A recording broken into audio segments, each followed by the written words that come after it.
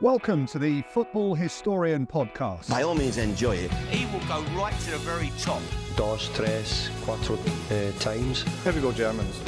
I will turn these results round. All right, that's good manners. There's animosity, but there's no fight. You can't beat them, join them. How do you make me feel sick if I look at you? No, I want to fight here. But don't drink, don't sleep with women, don't drive fast cars. Sometimes it may be good, sometimes it may be shit.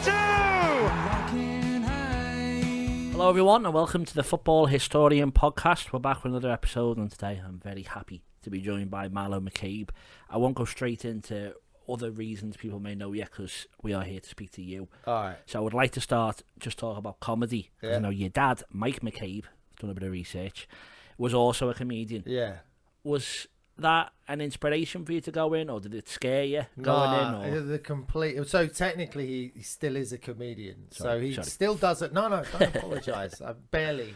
He's still doing shows. He's now doing like a Frank Carson tribute show, which is pretty much for people above the age of 60. But when I was growing up, I had a dad as a comedian, which was like a real rare unicorn thing. And I was sort of really proud of the fact that my dad did a different job. And then one day, he'd been on The Comedians, the TV show on ITV. It was about 92 was it? And I was in maths and everyone was laughing, like sniggering behind me, and I didn't know what was going on. And I got past this bit of paper, right? And what my dad had done is he'd lifted a Jack D routine and done it on TV, right? And there was this headline in the Mirror, "That's not funny, Mike," and a picture of my dad like grinning inanely. And it had like Jack D's agent saying he was going to sort of sue him and everything. Because my dad was from the era of comedy where they didn't write their own stuff. All materials fair game. And it was in that crossover period where comedy was changing, and you had all these new comics that wrote all their own new gear kind of thing. And my dad was kind of the juxtaposition of those sort of two eras of comedy. But no, he didn't encourage me. Like, he was astounded when I decided I was going to become a comedian, because I was never that type of person. I was always very quiet and academic. I was a drummer in a band, and I was in a cover band, and the singer ran comedy nights, and I started running them, and I was like, could I host one of these? And sort of got a taste for it. And my dad, when I started doing comedy, it was almost like I was competition.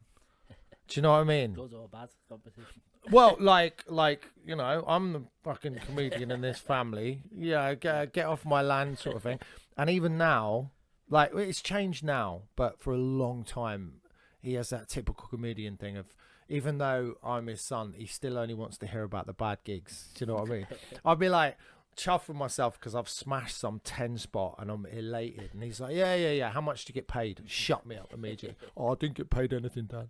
Yeah. But yeah. Well, is he? I saw he was described. Yeah. I think it was in the Guardian as a gag merchant.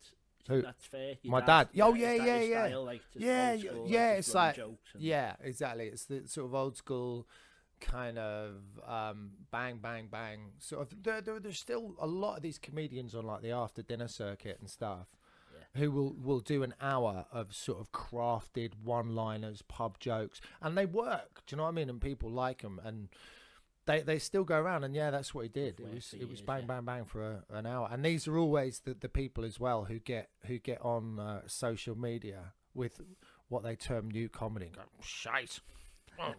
You know, like, do you know what I mean? I had my book launch the other day, my third book. You written 3 books? They're behind me, yeah. We'll plug them. They come in the ad first. We don't have to talk about them. That's incredible. But Stan Boardman did he was at my last book launch, and old school comedian, I think, as you know, and it was just like the classic any Evertonians in the room, and he had 10 jokes to go, and he was talking about Klopp, and then he quite famously gets the Germans involved in anything, and Klopp being German. So it was all like, as you say, it was proper old school comedy. But the reason I was asking about your dad's style is, I met Stan, and it's stunning, because what is it? He must be like mid-70s or something. So, but you look in his eyes, and his eyes are little glints of raging energy. He's still like a 25-year-old bloke. He was like at the back of the thing, and he was like almost shaking, ready to get on. Yeah, he was getting himself going. Like, as you say, it doesn't matter how old you get. Maybe we'll see you in the future in your 70s doing the same, and that's because you love doing it, isn't it? Well, I did a gig in Blackpool, and it was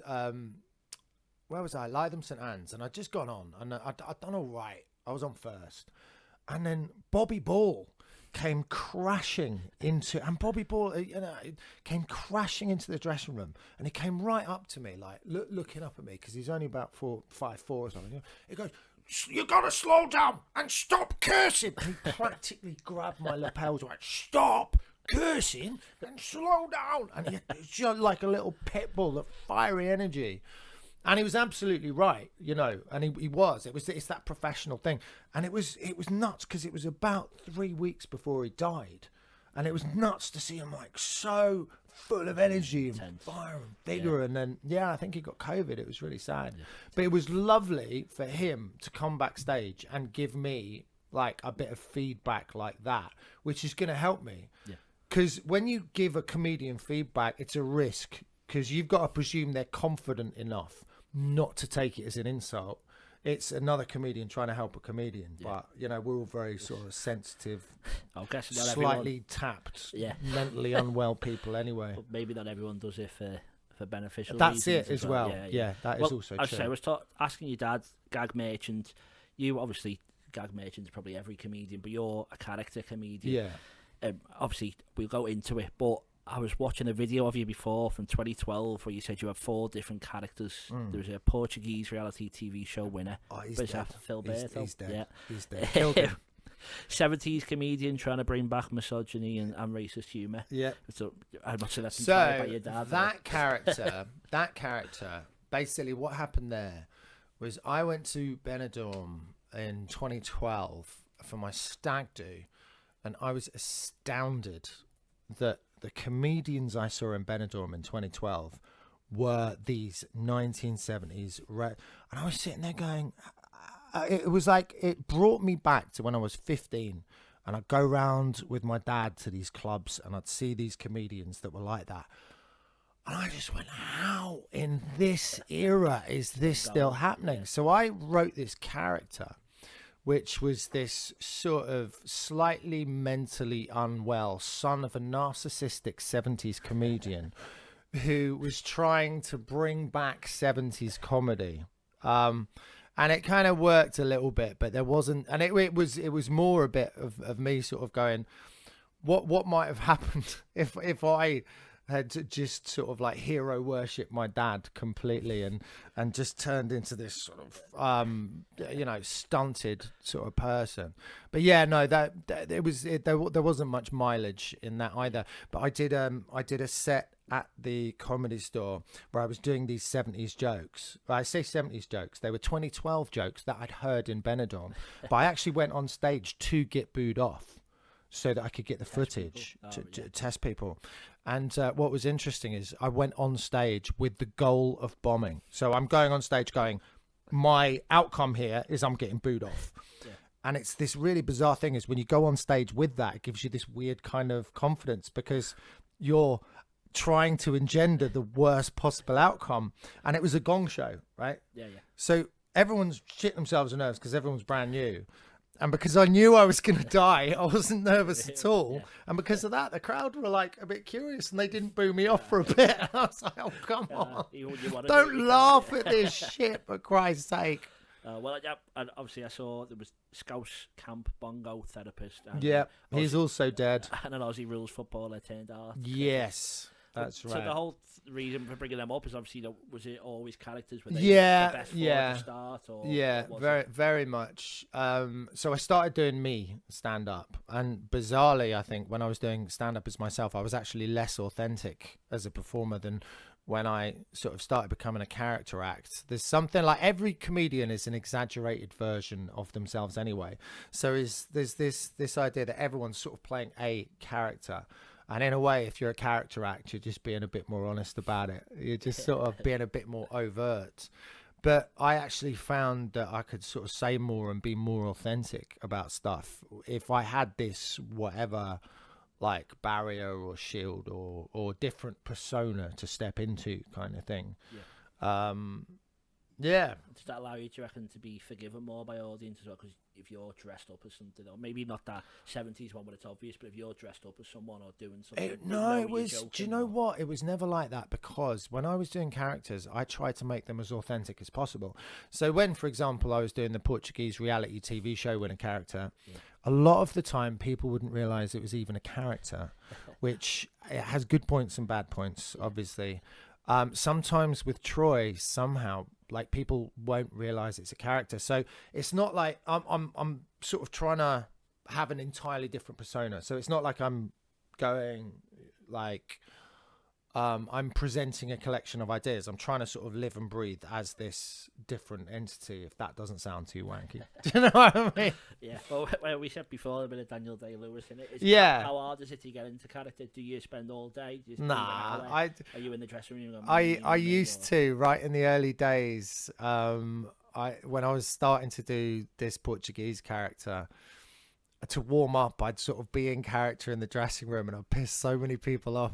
But it was because I was so nervous. But people would come in and wouldn't realise I was a character. So I was talking to them in this house. I don't even want to do it now. But I was so nervous, and I felt like I needed a warm-up. So I'd chat to these other comedians who didn't know me, who were just sort of staring at me like, "Oh, you Portuguese? I new to this." And I'd have to come off and go, "Look, I'm really sorry. I'm not just trying to warm up." Yeah, and people understandably got really pissed off. Yeah. Do you know what I mean? Well, It's that annoying, yeah, because it's the same as when comics will try out new lines in the green room under the guise of a conversation. It's incredibly patronising and annoying, and that's essentially what I was doing. But it was just because I was shitting bricks. I was doing this brand new thing. You know, I can imagine doing comedy. I think for a lot of people is the worst fear anyway. But doing it as someone else could be even more easier or harder, arguably. Well, I've got a quote from you here. You said it's an embroidered blanket that you hide behind is your characters. Did I say that? Yeah, you did. What a knobhead!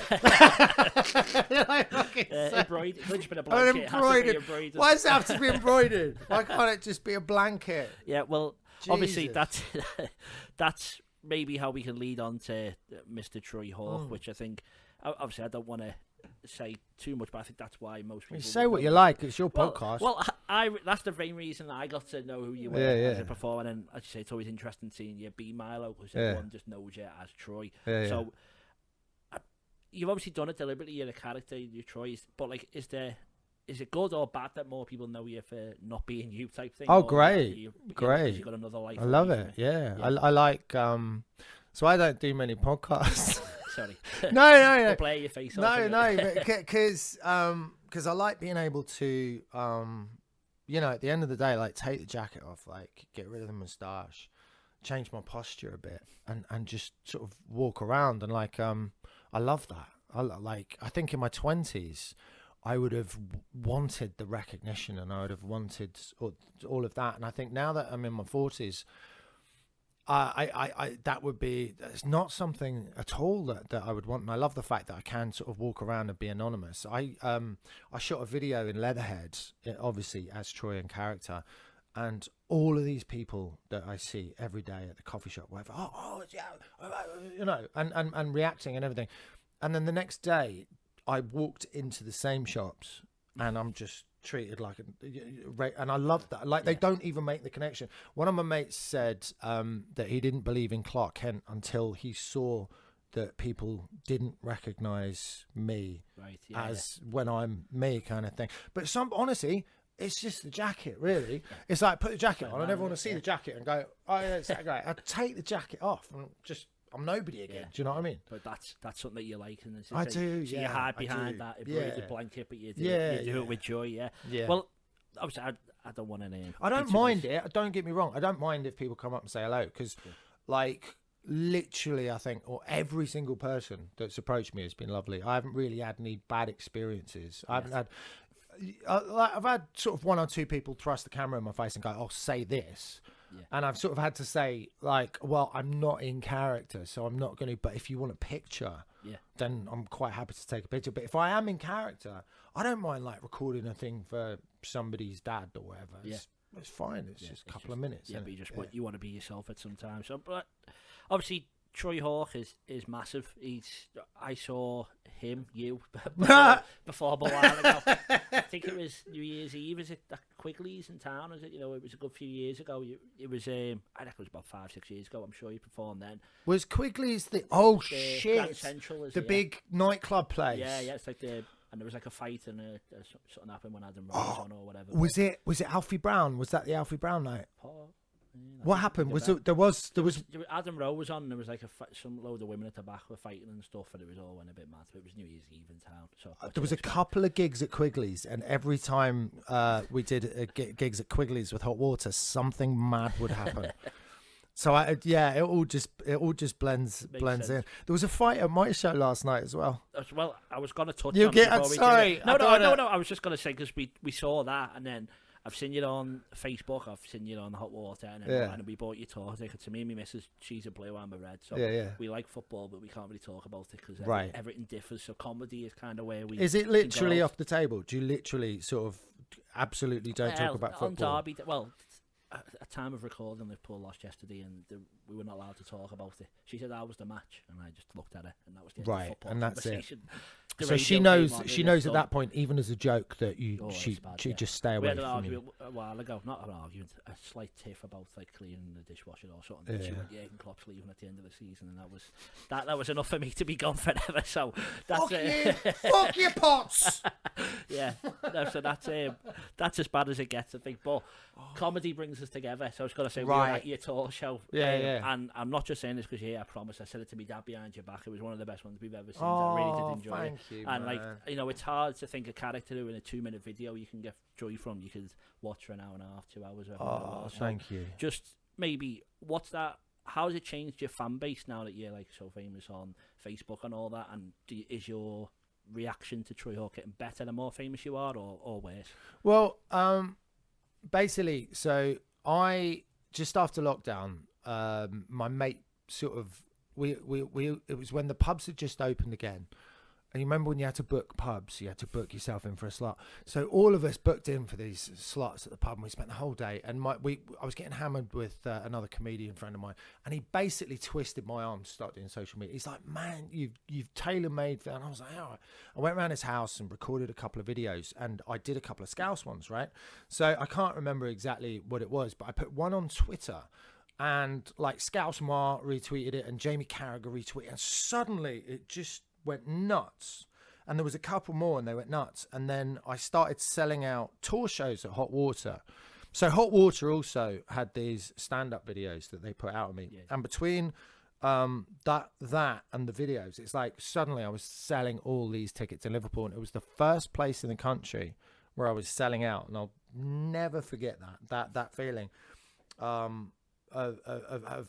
Do you know what I mean? So Liverpool really was where the whole tour thing started. I wasn't selling loads of tickets anywhere else. It was like 50 here, 60 there, 500 in Liverpool, and this is like 2-3 years ago. And I was so grateful for that. And then as time's gone on, I've sort of thought, well, how do I get this in other places? How do I get this in other sort of other places in the UK? And then I had this really weird thing. I got passed up for Live at the Apollo twice. And when I say passed up, I got to the short list. So basically, as a comic, and there's a lot of comics who'll get told, you're in the running for Live at the Apollo, right? So it'd be like maybe, I don't know, 30 people for 12 spots. Right, you're in the running, okay? And that happened to me 2 years in a row. I was in the running and I didn't get it. And after the second time, I started to sort of go, have I hit a ceiling? Is there nobody really knows what to do with what I'm doing, sort of TV-wise, but TV comedy, like, it's, whatever. But like, and I started to get a bit like, is this it? Is this as far as it goes? And I felt myself start to get a bit bitter.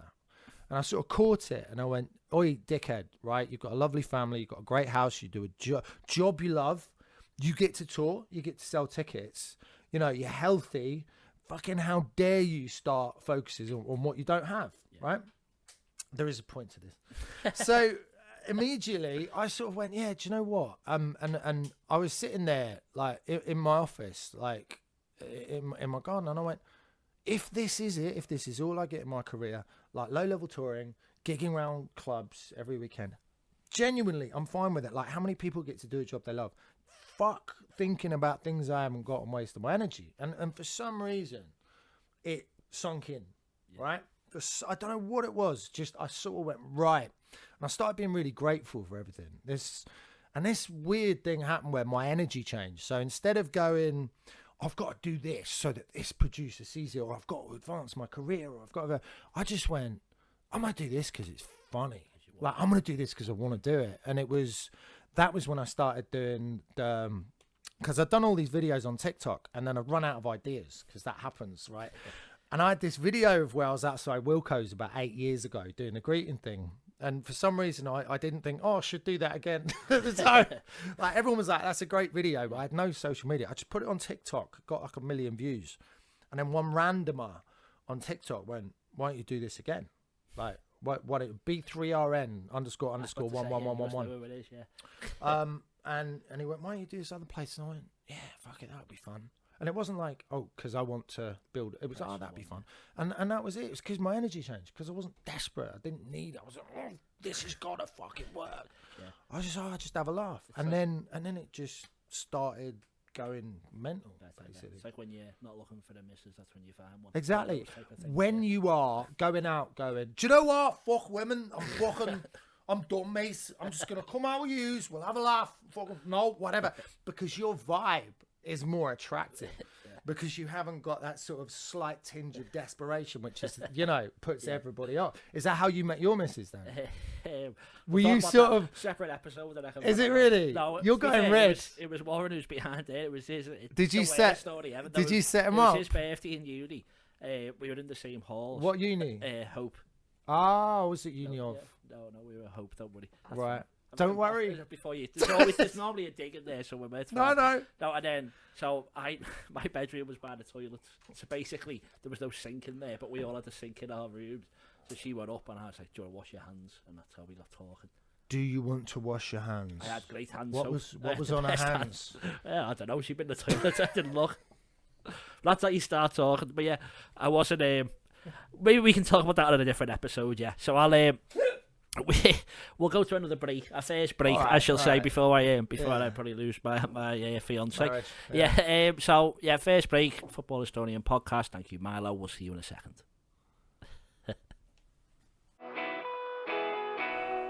Hi, I'm Warren, the producer for the Football Historian podcast, and we're here today to talk to you about the Patreon subscription. Yes, so for just £1 a month for the first 100 people, there's a lot of benefits that you get, and I think £1 is a terrific deal. Pittance, yes, £1 only, and you get early access, which means at least 24 hours before everyone else gets the episode, you get to watch it. There's also an extra section, we call it the Football Historian podcast Extra Time, and we ask all the questions to the guests that no one else gets to see unless you're a patron. And on top of that, you're the ones who get to ask the questions. You send them in, we tell you which guest is going to be coming and sitting in this chair. You ask them, we record it, you get to watch it. No one else does. On top of that, we do a monthly special. We did one last night. It was a quiz. You were there. Yeah, bedlam and great content. Yeah, so hopefully you can watch that. As I said, we've got a round on Linvoy Primus or Lionel Messi. We've done mastermind stuff, all that. That's going to happen every month. The bigger this grows, we're going to do it even more regularly. Hopefully it'll be once a week. But we need your support. So to do that, £1 a month for the first 100 people. Your early support will be rewarded. From then on, it's £3 a month if you want to support us. If you want to pay £5 a month, you get all that we've just mentioned, but you get a poster. Warren will sign it, I'll sign it, all the lads. We'll get a few of the guests to do it as well. We'll send that out to you. And then for £10 a month, you get all that, the poster, all the early access, and you get a free copy of any of my books. So I've done one on Billy Liddell, Crossing the Park, Tommy Lawrence. They're all worth at least £20. For just £10, you get a copy of the book, all the stuff we've already mentioned. We'd really appreciate your support. We cannot do this without you. This really is a passion project, and anything people can put into it goes straight back into it. We don't take a wage. We're doing this for free. We're doing this because we enjoy what we do. That's it. It all makes the content better. And say from just £1 a month, you can make our dreams come true. Thanks for the support. Enjoy the rest of the episode. Hello, welcome back to the Football Historian podcast. You're still sat here in my garage. Yeah, well done. Thanks for not running away. We're going to talk about Jan Molby. Yeah. As some people may have seen, we were just commenting off camera how great it is. Probably just one easy question. Yeah. Why? Yeah. So, it was the first I was telling you about when I just started doing these, just showing up at places, right? I was gigging in Macclesfield, and I rang this this filmmaker guy who... this is a fucking... I'm going off at tangents, like, stop me. So I had a charity boxing match at MV, right, in Liverpool.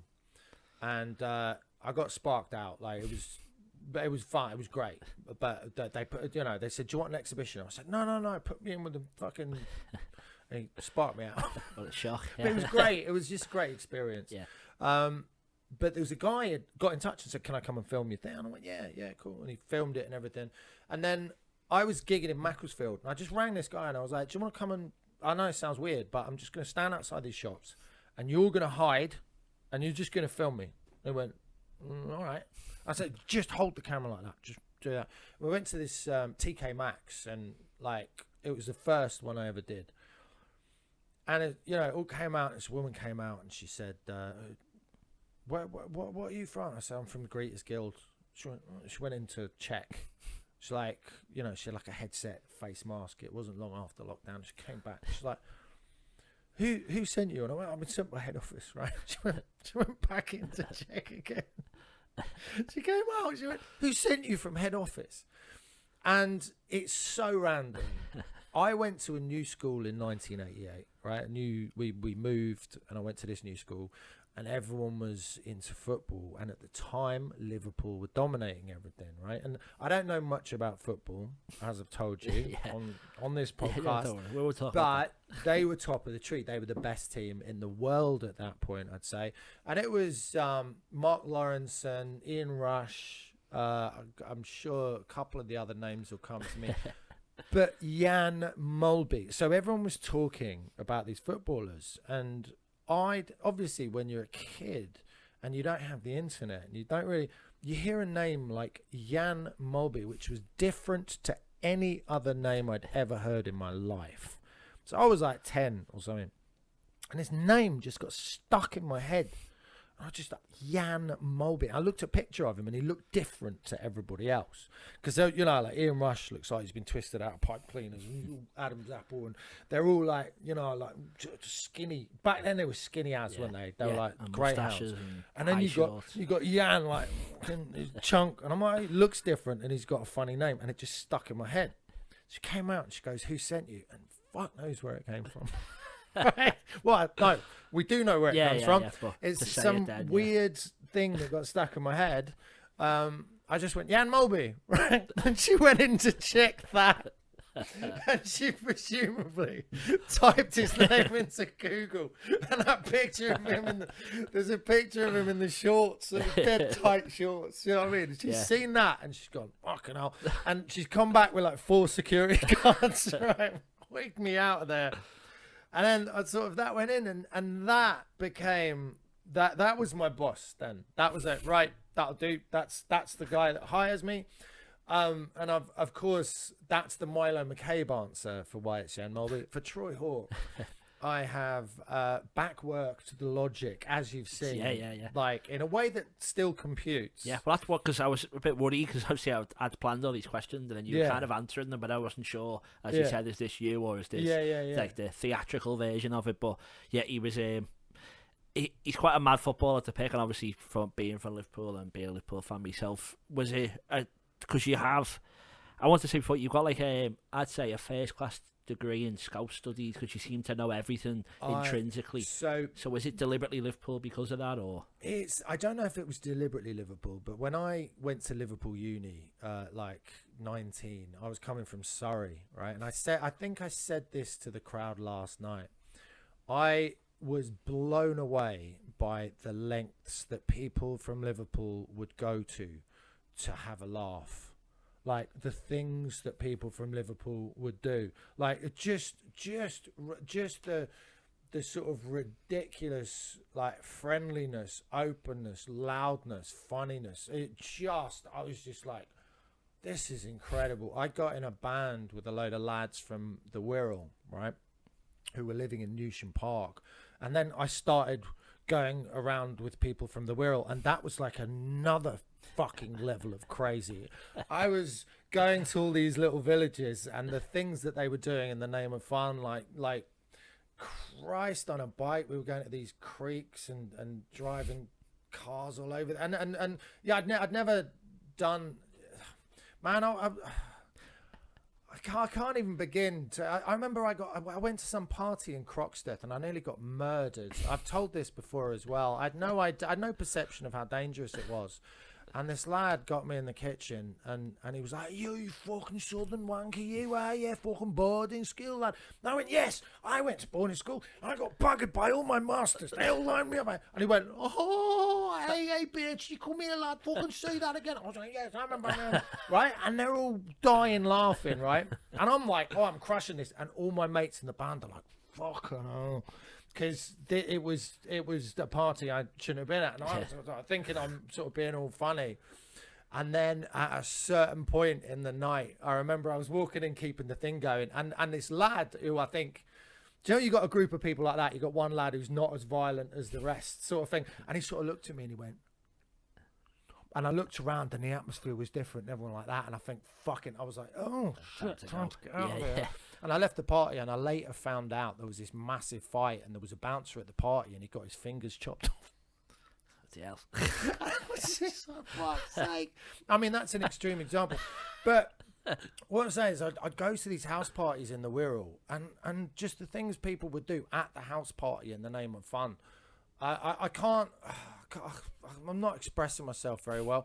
If I go, right, just sum it up, I'd never seen anything like it in terms of how the people were.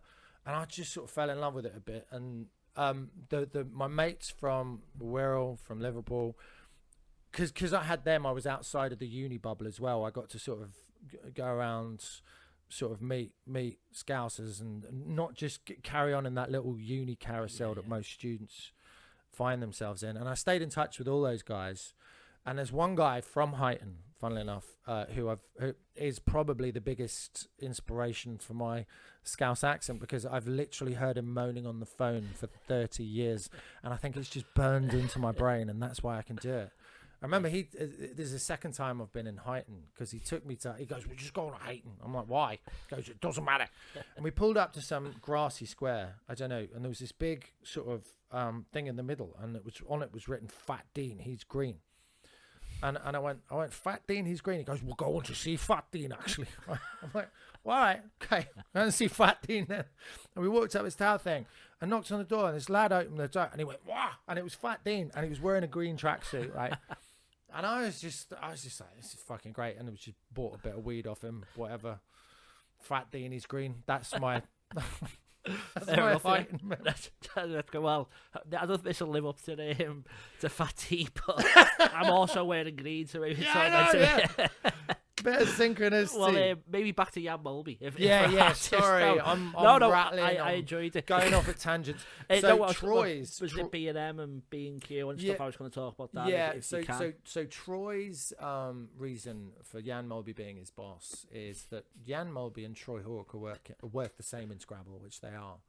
And also Jan's style of playing, according to Troy, despite the fact that Troy isn't a football fan. When Jan was on the pitch, he made everyone around him shine and flourish, and he was firing the passes everywhere, and he never left the centre circle. And it wasn't because he was lazy.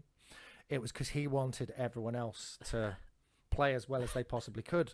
And Troy wanted to take Jan's playing ethos and take it to the social world and make everyone shine. And that's it works, that's the backstory. Yeah. It does. It works. So when you walk out of that TK Maxx that day, when you and your mate who's recording in a bush, I'm guessing, have you both gone like, yeah, Molby, that's the bit there, that's no take, or did you just forget about it? Just film it. I didn't even know if it would work or if it'd be funny or if it'd just be weird. Like, I had no idea. Like we did like those ones, and then it sort of did all right. It was starting to pick up, and then I did one at B&Q in Warrington, and that one went mental. That because I was blessed with this manager who was, soon as she saw me out there, right, it was like, you ever seen somebody who's starving before they're about to eat like a massive meal, or if you've got a wreckhead mate who's just about to do a line of coke or something, you know, that's slightly like, oh. and she was getting like that because she was like, I'm gonna fucking take this man's head off this fucking knob and right. She was practically like, rolling her wrists like Wanderlei Silva, like fucking. Just she really wanted to take someone apart, and it was perfect because she sort of lost herself in this fury. Like, I'm just trying to raise everybody's spirits. We don't want that. I'm just trying to cheer everyone up. We don't want that. Welcome to B&Q. Hope you find everything you need. No, we don't want. Oh my God. And I came out, like, I got booted away, and I said to the guy, tell me you got that. And he was crying, and he went, I got it. And we put it online. It went crazy. And then it was really funny because B&Q have never acknowledged the existence of that video. And I think at one point they employed somebody full time to delete every single on their timeline. And it's really silly because they should have just written some funny tweet like B&M did, and then it's all good and they look cool. Yeah, you know what I mean? Well, like, and obviously that all led to Jan Molby soon trending and all that. So yeah, oh no, that one was Waitrose. Sorry, yeah. Well, I was going to say, so it led on to that. Sorry, but so when was the first time? I know you mentioned your tour. I don't want to talk about too much. I don't want to spoil anything. But when was like the first time that you spoke to Jan about it? Like maybe as Milo rather than as Troy, and just like kind of said, I'm not taking the mick out of you type thing. Is it? Or? Yeah. So the Waitrose one, put that out there, and it was as it happened in the show is basically B&M had been really funny with me, right? And Waitrose came out, and as you say, they were like, oh, we've never heard of Jan Molby, but you can come and work at our shop. And it really pissed me off because it's like, don't try and come over the top of this when you booted me out with 6 security guards. And it's gone nuts because of how ridiculous it was when I'm just out there being nice to people. Like, don't try and just, it genuinely pissed me off. And I was like, right, like I said in the show, you've got to apologize to Jan. You have to apologize to Jan, and they didn't. Like in the show, they didn't.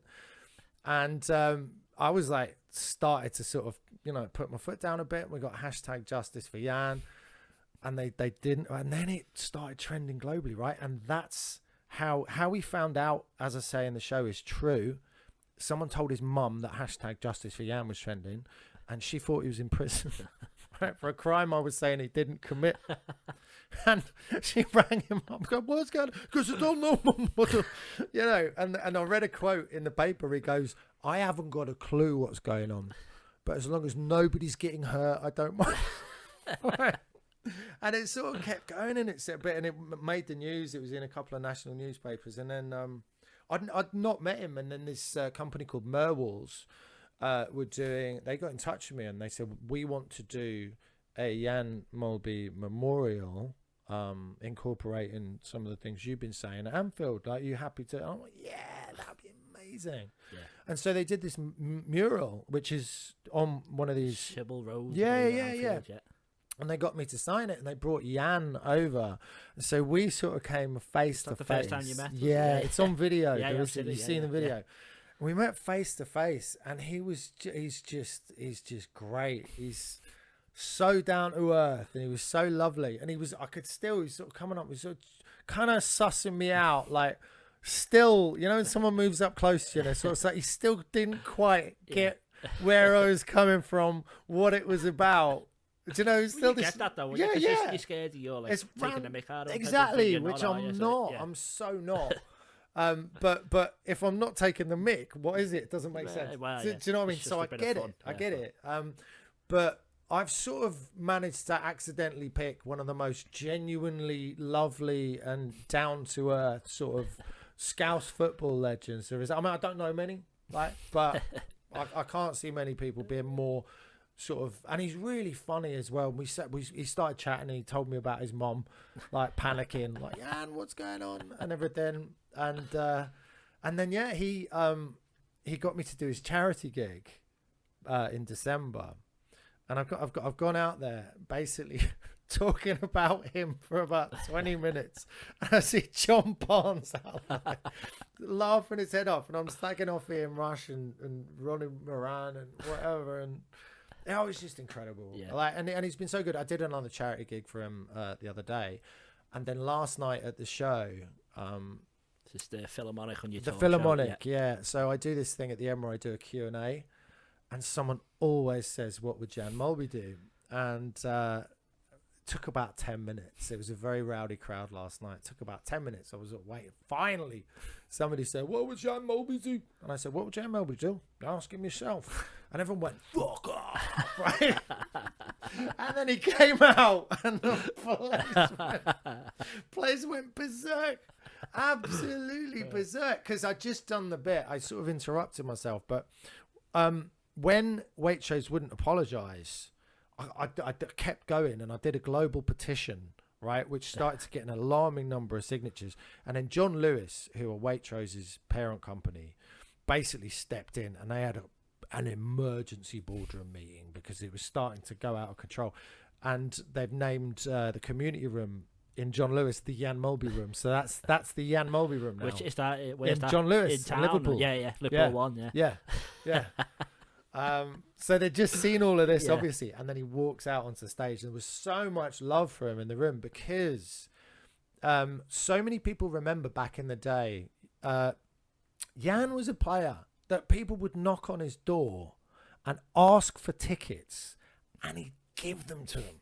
He went into a school, right, early doors. He went into a school and goes, I don't mind you knocking, right, but just not before 11 a.m. All right, lads. Like, because he's literally in his dressing gown going out, and people don't forget that kind of behavior, and they don't forget that kind of kindness and consideration. Yeah. Like, he was telling a story last night where he'd just joined the club, and there was this big bustling pub, and I think he'd said it was actually Ronnie Moran said, like, he was brand new to the club, and Ronnie Moran said, right, there's a load of fans in there. Why don't you go in and introduce yourself? That win them over. And he did. And he went in and just started chatting to these fans. And we were sort of reflecting on the fact that, you could, can you imagine that now? No chance with that. Like, it's insane, isn't it? But so you couldn't have picked a better man, really, is what you've said. And no, I couldn't have accidentally, picked a better person. Well, and obviously he was a great footballer at the football side of it, but I don't think he'd have been up there with the likes of Ian Rush. You see Trent Alexander-Arnold and Jordan Henderson are also on that road. I don't think he ever would have had a mural if it wasn't for you. So what I'm asking is, as a man who doesn't have a big interest for football, how does it feel that your name is the chiller? It's like your picture, your name is up there with Liverpool icons at the ground. Look, I mean, I may not be emotionally involved in football, but that means the world to me. That's incredible. And it took a while to sink in, I think. And people kept sort of sending me the pictures. And I was like, Christ, like that's like a little piece of footballing history. That's insane. And the funny thing is out of my sort of comedians WhatsApp group, I'm the one person in the group that has the least interest in football, and everyone's just kind of like, oh, jealous. Like the one person who's sort of not. But no, you're right. It is when people send me that picture, I do. I sort of go, fucking hell, it's incredible. Yeah. You know, especially the thing I love about Liverpool is how passionate everything is. And that's the thing that when I came from Surrey, like people are so much more uptight. It's less passionate. Come here, everything's so sort of, I don't know, passionate. There's so much pride. And it's sort of lovely to be around that. Do you know what I mean? Yeah, well, I think maybe that's the perfect way to end it on Jan. You know, he's an inspirational figure in your life, right? And I don't think you could have picked a better person, and it just makes the story so much better. But we'll go to another quick break, and we'll come back and have a rough talk about football. But be very rough. Yeah, rough on your side, maybe. Yeah, but we'll see you in a second.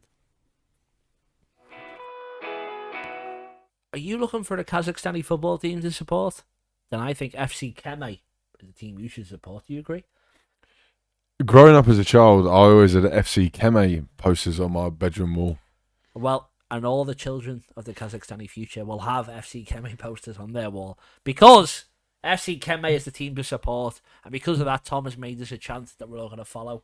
So, up the Kemay, up the Kemay, up the Kemay.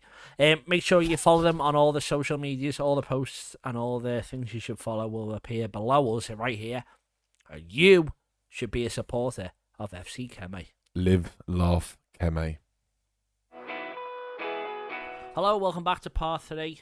You're still here. Smooth like smooth like butter. And we're going to talk about Manchester City. Yeah. So obviously, as it's the Football Historian podcast, I am picking out the football bits, but thankfully for me, you have quite a lot of football references for the man, as you admitted yourself, who doesn't really have the biggest interest in football. Well, no, I'm emotionally divorced. Okay, well, we'll talk about that in the next section, don't worry. But we're going to talk about Man City, who I'm emotionally divorced from for different reasons. But yeah, me, I don't know how to start the question, but maybe if I say... I'll take you through it. How about that? You're the storyteller, that's good. So, when was it? It was around sort of May, June 22, I think it was. And there's a guy I used to be sort of a TV presenter on shit quiz channels on digital things, and there was a guy I worked with, right, who is now a social media manager at Man City, and the B&Q thing had just come out, and I think the Waitrose thing, all the things were starting to pop, and he got in touch and goes, would you be interested in coming down to do a thing with the players at Man City, right? And I sort of goes, oh yeah, possibly, like I have to go through my agent and everything. And then my agent sort of said, well, look, there's no money in it or anything. And I was like, I at this point was only selling out in Liverpool, right? And so I said, I don't think I'm going to do it because I don't want to alienate my Liverpool fan base by doing something where I have an allegiance with such a massive rival, whatever. I'm not interested in football, but at the time, do you know what I mean? I was sort of thinking, I said, no, I don't think I'm going to do it. And then sort of, it was my agent's assistant, right? And she came back and said, are you sure? Like, this could be really, and I went, yeah, no, like, fuck it. No, I was proper busy as well. Yeah. It was June, July 22. It was like, things were starting to go a bit crazy. I was like, no, I'm not going to do it. And then my agent rang me about 11 o'clock that night, and she went, you're fucking doing it. Like, you are doing it. I'm absolutely... I went, all right. Cause she's great. Sort of when she tells me to do something, I do it. Her instincts are wonderful. So anyway, didn't know anything, what was going on. Now, what I didn't realise was the guy hadn't cleared me being there with anyone. Right? Just threw you in. Yeah. So he later said to me that he would never have got permission for it. So he didn't tell his ops manager, he didn't tell anyone. They just went, we're going to do some filming. And they went, all right. And they got me in there, and I'm stood there. And it said, do you want information on the players? I said, no, just send me pictures. Just send me their heads. Just let me look at their heads, right? So on the train going up to Manchester, and I've written, like, I normally don't prepare stuff, but if there's people I know are going to be there, then I might write something. Yeah. But generally it's off the cuff. But I'm sitting there and, like, I wrote something about Jack Grealish's hair. Can't remember what it was. Something about this guy, something about that guy. And I saw Erling Haaland and didn't know who he was. I just saw this, like, Viking head. And I just went, all right, tremendous Nordic meat shield. Right, that's good for him. Whatever. Didn't think about it. And then they all started sort of coming through, and it was sort of rolling on, and I didn't know if it was working or what. They all seemed to sort of a little bit bemused. The only two players really that sort of gave me decent attention were Kalvin Phillips and Nathan Ake. Kalvin Phillips, if I can quote you, what was it? A master of hydration. Yeah. I wrote that down. Yeah, and he does. He's got great skin. And they all sort of came through and everything. And then there was this moment where their bodyguard, the security guy, is this like ex-SAS sort of tank dude. He comes out and he just sort of goes like this, right? And I've spoke to him since, and he starts threat assessing me. Because he's just like, what the fuck is it? And I can see him flicking through his Rolodex of what is this bloke? Because he's presumably going over dangerous assailants in the past, trying to find a correlation with what he can see in front of him. So he has the best course of action to keep his players safe. And I can see him going, nope. And he's just staring at me. His big just got right in front of me. And the guys are coming and go, no, he's fine. He's supposed to be there. They all sort of come through. We do the thing. And it's all good. And then, put it online. And it went crazy. Like, it's not a long video either, is it? No, it's like 2.5 minutes, I think. Just went absolutely nuts. And then they got me back in at the end to do them on the bus. Treble tour bus, And I didn't know if they'd recognise me or remember me or anything, and it nearly didn't happen because we were going through Manchester and the streets, it was just totally packed and it was pissing down with rain and there was vuvuzelas everywhere, and originally I was going to be outside the bus but it was just impossible, and me and the cameraman were going, we can't do this is nuts. Too busy, too loud, or both? Yeah. Everything just crazy nuts. And I went, can I go on the bus? And he went, yeah. That's it. So got on the bus, got cleared on the bus, and they all came up, and they all knew who I was, and I was sort of blown away. It hadn't occurred to me. Then later on, we're editing the video, and we are in this hotel, and all the players are below having this party, and it's they've just finished the bus tour, so it's just the players all in their kit and all the staff.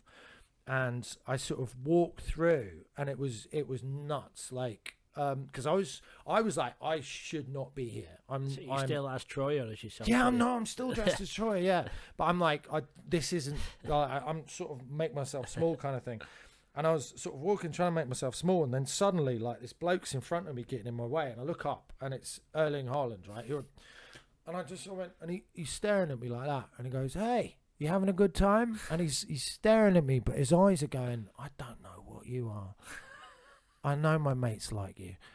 I'm gonna try and sort of work something out here." And I was like, "Yeah, you're having a good time." Just won the treble with all his mates. Are you enjoying yourself? Yeah, like, not bad. Yeah.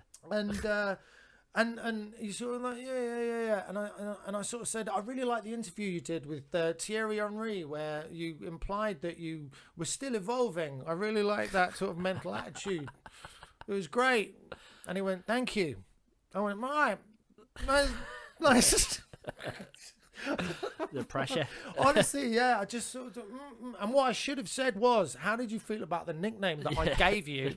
The Nordic, yeah. But I didn't. I was just, but Kalvin Phillips basically was just the nicest dude in the world. He sort of came up to me, and at the party afterwards, he waved me into the VIP thing, and he sat me down, and I was like. And he was sort of talking to me, and I said to him, just such a lovely bloke. And I said, I didn't know if anyone would remember me. And he goes, "No, we were torturing Jack with that for a couple of months." And he was sort of quoting some of the lines back at me. And it was just bizarre, and it was surreal. But the funny thing is I was interviewed by Sky Sports, and they said, "Who do you think's going to win the Golden Boot this season?" Here we go. And I made out, I was like, "Oh, Kalvin Phillips." Mate, they put that on their Twitter. I got death threats. Oh, is this nonsense? What's he on about? Kalvin Phillips, this clearly knows nothing about fucking football. What the...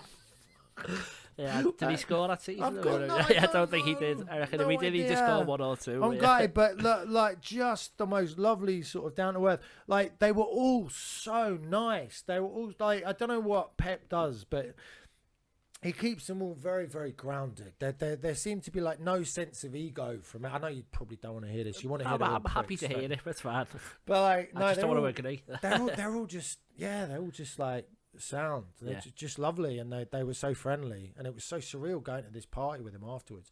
And Grealish was still going like 4 in the morning, 5 in the morning, still that's on the stage, probably a few days dancing deep as well. No, since the Saturday, like, and this was Tuesday, and he was still in his, I don't know if he'd even got changed, but it was so funny watching Haaland dancing as well, because Haaland was up on the stage dancing.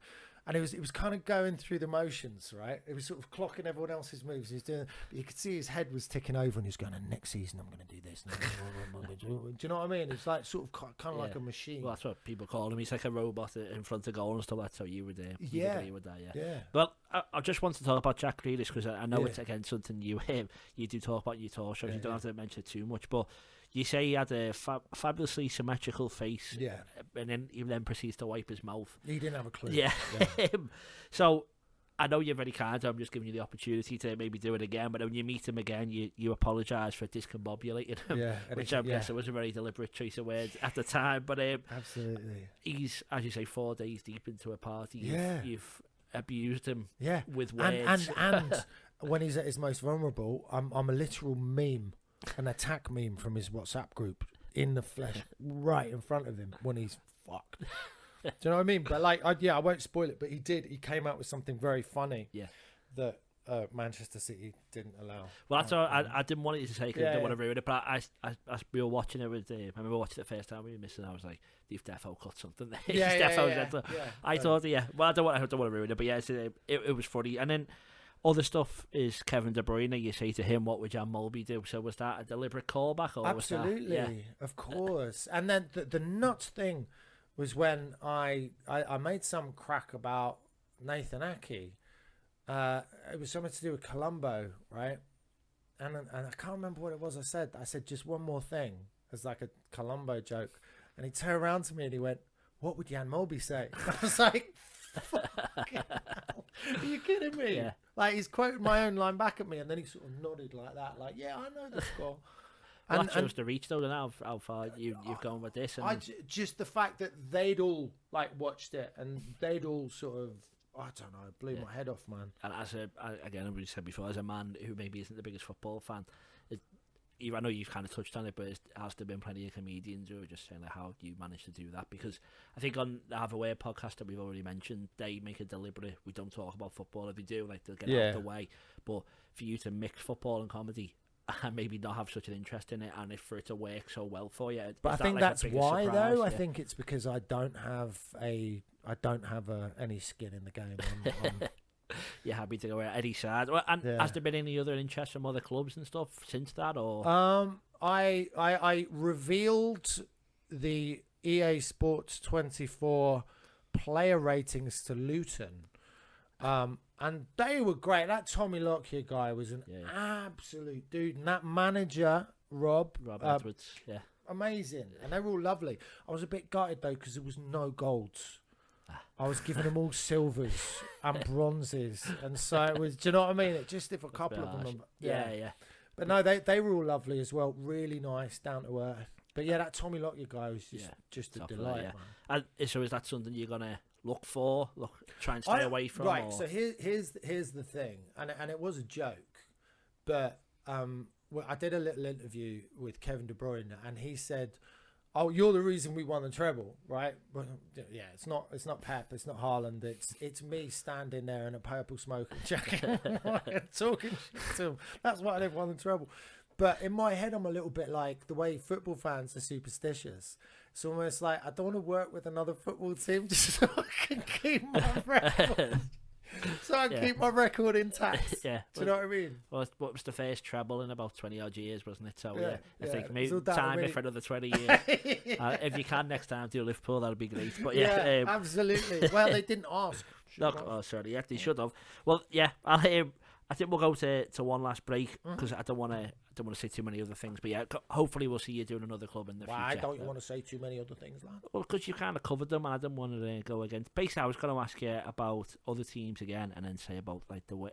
I was going to ask you how much you got paid, but you kind of said fuck off. Yeah, exactly. Not how much, but like, did you get paid, and was that the reason why you got reconvinced into doing it? Do you know what I mean? Because your agent said you need to do it. Oh, what? City or going forward, or was it just exposure? No, I didn't. No, the first one, no. But going back, I'd have a million times gone back. Yeah. Like no. It was at that point. I was delighted. Because it was funny because I got booked for that victory thing provisionally. Because if they hadn't have won the Champions League final, there would have been no victory bus. They were not going to have a victory bus if they hadn't won the Champions League final. So you were lucky that it all worked in your favour. Yeah. Have you got loads of Man City fans who love you as well now, is what I was going to say? Or? Yeah, everyone I know this is, everyone in Manchester is so lovely as well. Like Manchester again is just a wonderful place to play. I've got a tour date in the Lowry in Salford in October, and I'm really looking forward to that. Yeah, everyone in Manchester's awesome. As well. So it's obviously in your talk show, you bring Jan Molby up and he gets boos, he gets cheers, and you talk about Man City, he gets boos and cheers. So it's a divisive thing to get involved in football, but as you say, you've somehow cracked it to make it work on every level. Yeah, like I don't think anyone takes it personally. Yeah. Do you know what I mean? And I'm not nailing my flag to any mast. I remember my dad brought me to see Wimbledon because that was my local team when I was about sort of 10, 11, but it didn't quite take. That was the Vinnie Jones, Dave Bassett, Harry Bassett, I think, Laurie Sanchez. No, Laurie Sanchez was there. Yeah. Pulling these names out of my ass. Glyn, someone. Oh fuck, can't Hyson, remember. is it? Yeah. Huh? Glyn Hyson, is it though? Yeah. Maybe.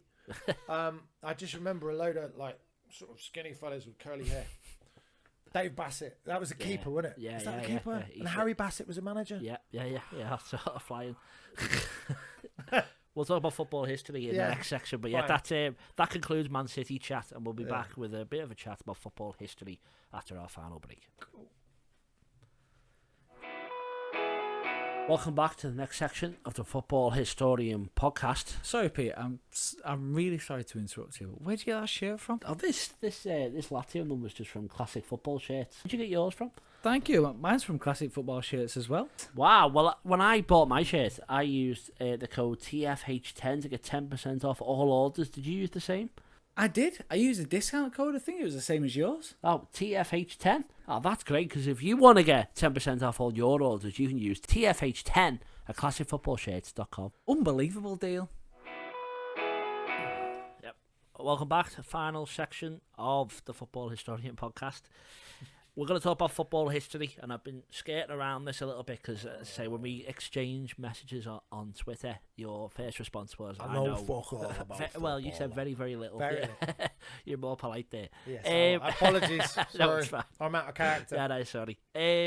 So, mate, football history. What's the first thing you think of growing up, football, relationship with football? I know you just touched on Wimbledon there and stuff. So, I wasn't very good at football when I was growing up, so I went in goal and I tried to become a good goalkeeper, but I was massively short-sighted, and I couldn't play with my glasses on. And I think the fact that I wasn't good at football, I didn't get as involved. Funny thing is when I got really into learning how to box, and what I found as an adult was after I learned how to box, for some reason, when I played football, suddenly I was way more coordinated. And do you know, like, it's a weird thing, something to do with balance or something, but like I've got like size 12 and a half feet. So I was always just a bit clumsy and like could never quite get my shit together. But I did used to be a football fan. And then 2006, when Wayne Rooney got sent off. So this is true as well.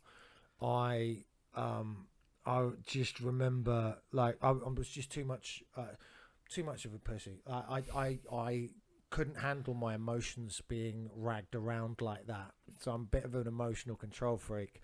And there was this Portuguese lad on the escalator going, 40 years of hurt. And I had to stop myself running back up the escalator to twat him.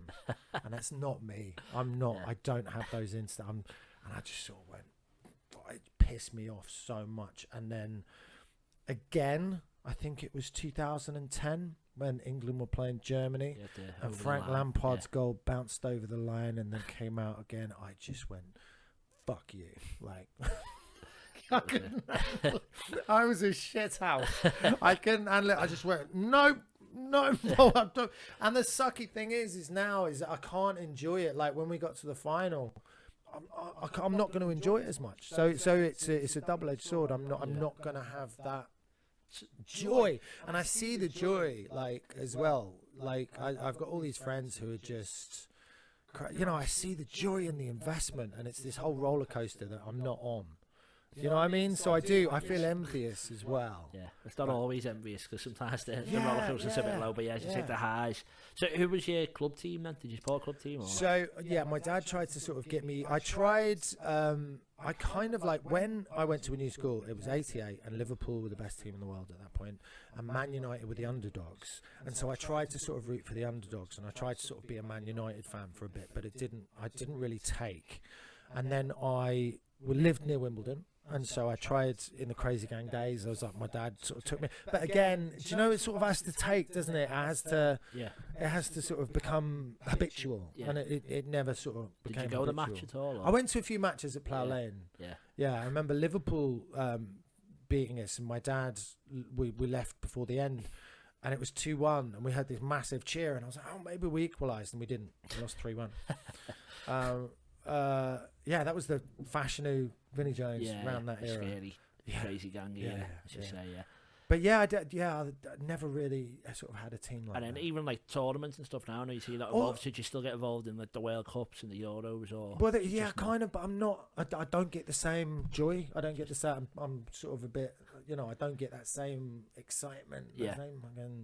So it was all because Ronaldo got really sent off in 2006. And again, if I look back, I think it was it 96 when Gaza missed that sort of ball going across. Post, was that 96? Yeah, Euro 96. Yeah. Like just the I don't know, the angst, all of that. Yeah. So maybe if England had won one, you'd still be following football now. Do you reckon? That sucks. You're a bit of a glory hunter. That sucks. I think I was a victim of believing the hype around the golden generation. Do you know, we had a team of dissolute superstars that couldn't gel. Maybe it wasn't the right management or whatever. Well, maybe it was too many egos. I don't know how it works, but you had all these other teams playing as teams, and then we had all these superstars that weren't. And I think that was it was fully buying into that, like, this is the year it sort of happens kind of thing. Yeah.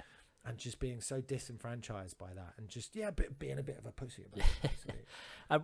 And I just wanted to ask as well about you saying in your show, and again, I'm not sure if it's Troy or yourself, you basically, it's obviously a joke, but you're saying like, oh, there's 22 people running around who are multi-millionaires. Does that what also puts you off the money and the play acting and all stuff like that, or is that just works well with Troy? No, man, it must be weird being a professional footballer, because I think if you get picked up from a club at an early age, say you get picked up by a big club at like 13, 14, right? And you're on a track to playing for this Premiership club.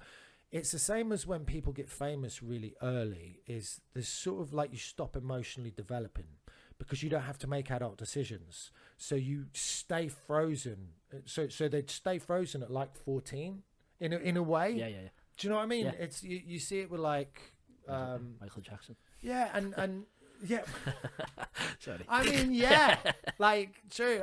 I met the band Blue, right? Yeah. They're all lovely dudes, right? But they got famous when they were 18, 19, and they still have that sort of bouncy 18, 19-year-old energy about them, which is great. But I think these footballers, man, they hit this point. That's why I found Nathan Ake and Kalvin Phillips. They kind of maybe came to it a bit later.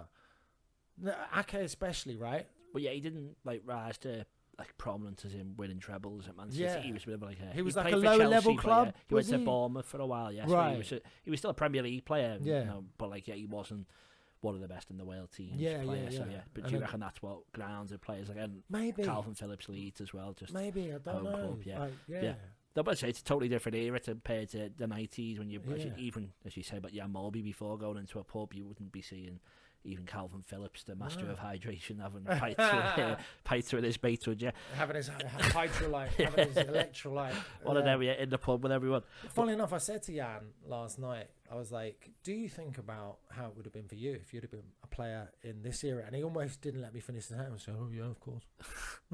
You know, money-wise or how much worse it would be? Everything-wise. I think the fact, I don't know if it's necessarily money-wise. I think it's the global reach of the game now compared to when he was at the peak of his powers kind of thing. It is a different, it's a sort of different landscape now. It's a different game. Of course. Well, we do a thing here that we do every week, and I'm not sure I'm going to allow the graphic to come across. The debate. If that happens. The debate. So we answer some of the biggest debates in football history. So feel free to say pass. That's what I'll say. There's 3 big ones we've asked everyone. I'll just ask if you don't mind. Okay, but I might ask you qualifying questions that will help me formulate a sort of informed decision. How's that? Well, one of them I'll be very biased, but yeah, that's fine. I'm happy to help it anyway. Right. So the first one is one that you should be able to answer because it's from the golden generation. Right. So Gerrard, Lampard or Scholes? I mean, so I'm going to go on who I would always put in my FIFA team when I was playing. And it was always, and I'm not just saying that because it's you, it was always Gerrard. And I think basically that came down to pace. I think on FIFA he was a lot quicker. Yeah. Gerrard, Gerrard was a bit more multifaceted. Would that be fair to say? I think than Lampard was more like a goal scorer, attacker, mid. Scholes was a playmaker at the back. Gerrard could do anything. And well, yeah. Again, I might be being biased, but yeah, if you look at Istanbul when Liverpool had no players, he was playing at right back. He scores a header in the game. He plays in every position. Yeah. Later in his career, he drops back. That's the thing I don't get to have as a football fan. Like for being a Liverpool fan, to experience that in 2006, that's like a peak life moment, right? That's like. Well, I was only in primary school, but still, yeah. But still, what age were you? So year 5. So what's that, 9? Okay, but I bet you vividly remember where you were, right? Yeah. Where were you? In the living room with my mum. Yeah. My dad was at the match, and I was there. I was on the rug. I turned round at half time, 3-0. So we'll still win this. Yeah. Probably because I was 9, 10. Yeah, I think I remember looking at me thinking, oh, he's going to be very disappointed in 45 minutes. But then, so you'll never forget that moment when we turned it round. And the following year, Gerrard did it again, FA Cup final in 2006. And my dad then was like, I'm sorry I've took you, I'm sorry I brought you there. And then he just pulls off the heroics again. So as you say, you frame your child and your life by these big moments, you get this magic moment with your dad. Do you know what I mean? This thing that's always going to be there. This crystal fucking incredible, emotionally resonant memory. You know? What was the question? Gerrard's Gerrard. Let's go, Gerrard. I'm very easy to get distracted by Gerrard. No, sorry. If I can ask you for a second. I literally saw your eyes mist over as well. Your eyes went moist. I'd love to sorry. You literally went misty. It's all Stevie. That's what happens to me. Class, you're a second place, Lampard or Scholes? Do you have a preference? Oh shit! I'm just gonna go with instinct and go Scholes. Yeah, I think he's the player's player. Yeah. That's fine. I won't put too much on. Next one, maybe a bit tough, but we'll see. Pele or Maradona? I think for a certain era, so my dad's growing up era, possibly your dad's as well. They're like the two main icons. I mean, surely it's Pele though. Like Pele was Muhammad Ali, right? Pele is the sort of the groundbreaking landmark. Yeah. You know, it's got to be Pele, right? So if Pele's Muhammad Ali, who is, because I sort of know more about boxing. Yeah. If Pele's Muhammad Ali, who is Maradona? I don't know much about boxing. That's what else. Okay, fair enough. Joe Frazier, that's a name that comes to head. Fraser. Well, Maradona, you can't argue. He won the World Cup with Argentina, and he just did it again with Messi. Yeah. He played in Europe. Pele stayed in Brazil, and basically they shipped him around the world. And can I have George Best over both of them? You can if you wish, yeah. George we'll start a brackets underneath, George Best. That's fine. He was a bit more of a character, maybe. But I think Maradona was the character. He was the cokehead from the 94 World Cup and all that. So if you like the drama, Maradona wins. But I think, as you say, Pele is Muhammad Ali. Was it Robbie Fowler that sniffed the corner line? Yes. Was that his celebration? That was his way of telling people he didn't do coke, which maybe wasn't the best way of counteracting those rumours. But right in front of the Everton fans at Anfield, he's on his knee, and then they managed to bill it that he was doing an African celebration of eating the grass because of Gerard Houllier comes and lies in front of the cameras for him. And didn't he come up on all the sort of players' wealthiest lists? Not necessarily from football, but because he bought like 5 whole streets in Kensington. Well, and Manchester, I think because he played for City as well. But he basically was everyone's landlord. Very clever. I think people used to sing that you all live in a Robbie Fowler house whenever he played for City and stuff. So there's other ways of making money. If we ask the final debate for us, one you may know or may not, Messi or Ronaldo? Messi or Ronaldo. And if we take you back to 2006 and why Rooney was sent off with his clash with Ronaldo. I'm going to change the subject entirely. Who was a lad who had a fight with his teammate when they both played at Newcastle? Lee Bowyer and Kieran Dyer. Right. I remember going to watch a Chelsea game, and I can't remember who they were playing, but Lee Bowyer was on the other team, and it wasn't Newcastle, it was another club he'd gone to. He played for Charlton. That was it. Yeah. And I remember I watched Lee Bowyer, right? And I just, for some reason, like when you're in the thing, sometimes you just focus on one player off the ball. And he did this incredible thing where he just sort of floated around the action, right? Floated around the action, and it was like watching a boxer, and suddenly he'd jab in, like dive in with the least amount of effort. He'd suddenly be right in the middle of everything. And I remember just watching that, and just sort of finding a bit of physical poetry in it. Like, so I'm going to go Lee Bowyer. Messi, Ronaldo, you go for Lee Bowyer, Keep Ronaldo. Lee Bowyer. Wasn't he a bit of a moody? Yeah, he was as well? grumpy, sentiment. Yeah, went on to be a manager. No, right. vastly successful, but like a bit of a cockney, tough centre mid. Yeah, so I'm pretty safe to say no one will ever say Lee Bowyer to the answer of Messi or Ronaldo. I'm pretty sure that'll never ever. Freddie do. Okay, but he's a football manager hero.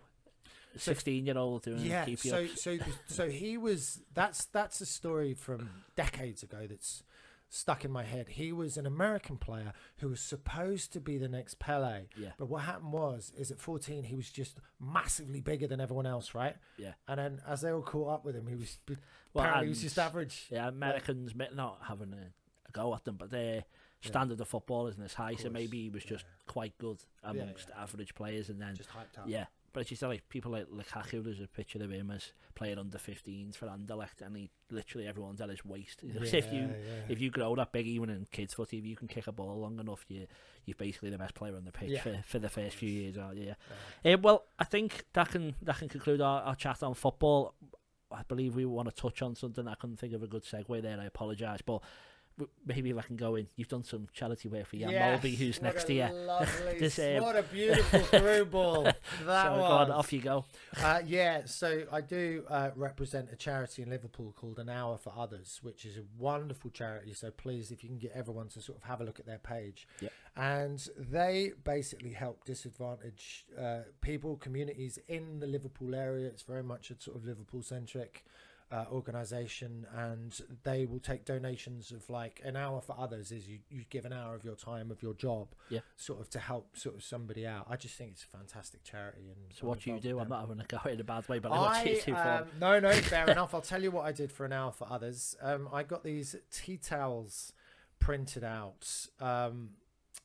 So I used to have a routine about Joe Anderson and the mayor of Liverpool, for chippy tits. Not Joe Anderson. Joe Anderson. Yeah, the mayor. Prior mayor, and so I wrote an equation about how he got his nickname on a tea towel, and I sold them basically for an hour for others. Okay, great. Yeah, and I worked with this wonderful t-shirt designer. I think he's called Scouse Power or something, and he designed these fantastic t-shirts.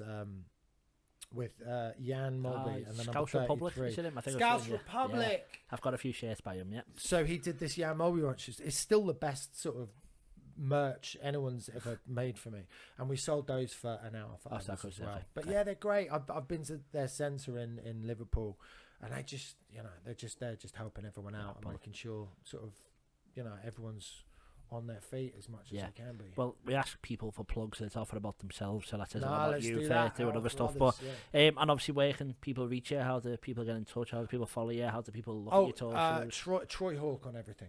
Everything, yeah. And I want to ask you one final thing. Is Troy Hawke here to stay? Is there another character coming, or does that remain to be seen? I'm the second I get bored with it, it's done. But I'm nowhere near bored with it as of now, and that's about the only way I can answer that. Okay, well, that's fine. Well, I can agree with that statement as well. So I hope he keeps saying stuff. Thank you so much for coming. No, pleasure, it's been really lovely to speak to you, and thank you everyone for watching, and we'll see you next time on the Football Historian Podcast.